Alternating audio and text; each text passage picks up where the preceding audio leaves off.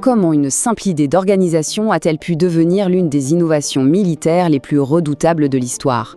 Aujourd'hui, on va voir ensemble comment est né le corps d'armée, ce concept qui a donné à Napoléon une supériorité écrasante et qui a, en quelque sorte, redéfini la guerre moderne. Et voilà, en seulement quelques mots, Napoléon résume toute une révolution. L'idée qu'un morceau de l'armée, une fraction, puisse agir de façon autonome, tout en étant parfaitement synchronisé avec un plan d'ensemble, c'est vraiment ça le moteur de la machine de guerre napoléonienne. Mais alors, d'où est-ce que ça vient cette idée de génie? La question, elle est vraiment là.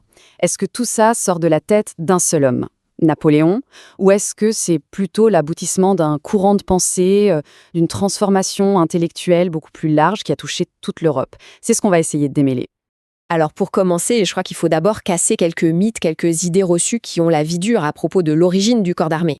Oui, pour vraiment comprendre cette innovation, il faut aller au-delà des explications un peu trop simples. Non, ce n'est pas uniquement le génie de Napoléon.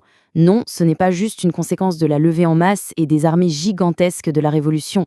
Et non, la technologie n'a pas été le principal déclencheur. La véritable origine, elle est ailleurs.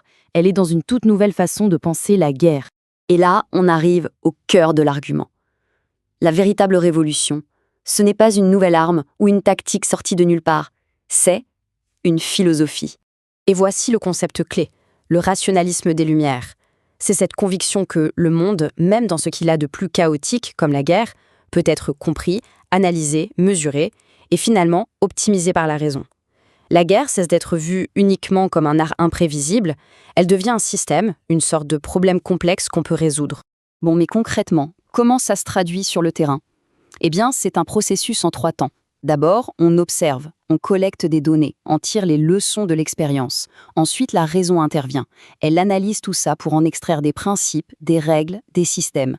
Et enfin, ces systèmes deviennent des outils, des guides pour agir de la manière la plus efficace possible. C'est la théorie qui vient nourrir la pratique. Bien sûr, cette nouvelle manière de penser, elle n'est pas sortie d'un chapeau. Elle a été portée par une nouvelle génération d'officiers, une nouvelle élite, qui a peu à peu remplacé l'ancienne. D'un côté, on a la vieille garde, la noblesse d'épée. Pour eux, la guerre, c'est une affaire d'honneur, de courage personnel, de tradition. Et de l'autre, on voit monter en puissance une nouvelle classe d'experts. Des ingénieurs, des artilleurs, des théoriciens, des gens pour qui la guerre est un problème technique qu'on peut résoudre avec la logique, le calcul et l'organisation. Et ces idées, elles ont des pairs, bien avant Napoléon. On a des hommes comme le maréchal de Broglie qui, dès 1759, expérimentent avec des divisions permanentes. On a des penseurs comme Guibert qui théorisent une armée plus souple, plus mobile.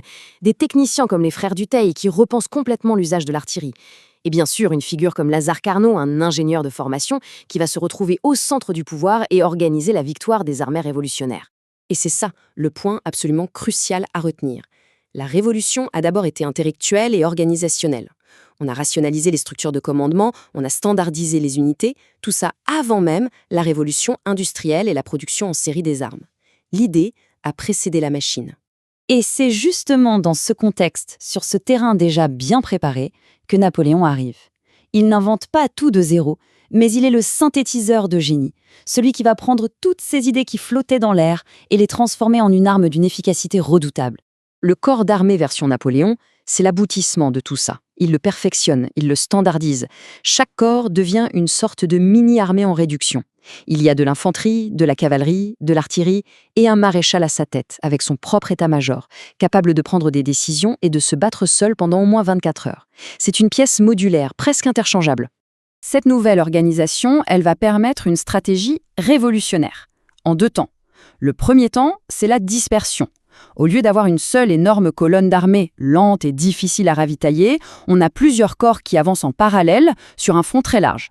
Ils se déplacent plus vite, trouvent plus facilement à manger, et en plus, ça rend les intentions de Napoléon illisibles pour l'ennemi. Et puis vient le deuxième temps, le coup de grâce, la concentration. Une fois que le point faible de l'adversaire est repéré, Napoléon donne l'ordre, et tous ces corps qui semblaient éparpillés convergent à une vitesse foudroyante sur un seul point du champ de bataille. Il crée une supériorité numérique et matérielle écrasante, juste là où ça compte, et il brise la ligne ennemie. L'exemple le plus spectaculaire de cette puissance, c'est peut-être la bataille de Wagram en 1809.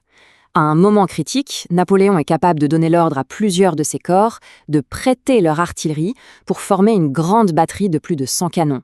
Imaginez, Cette concentration de feu absolument monstrueuse va littéralement pulvériser le centre de l'armée autrichienne. C'est la flexibilité du système qui a permis cette concentration de puissance. Au final, on voit bien que le corps d'armée, c'est beaucoup plus qu'une simple réorganisation. C'est la matérialisation de la philosophie des Lumières directement sur le champ de bataille. C'est un système rationnel, modulaire, presque scientifique, conçu pour une efficacité maximale et absolument dévastatrice. Et on termine avec cette citation qui est assez glaçante de Carnot, l'un des pères de cette révolution. Il souligne l'ironie terrible de la situation. C'est la raison, c'est la paisible philosophie qui a inventé des moyens plus efficaces de détruire. Exterminer est un art qui a besoin de sang-froid.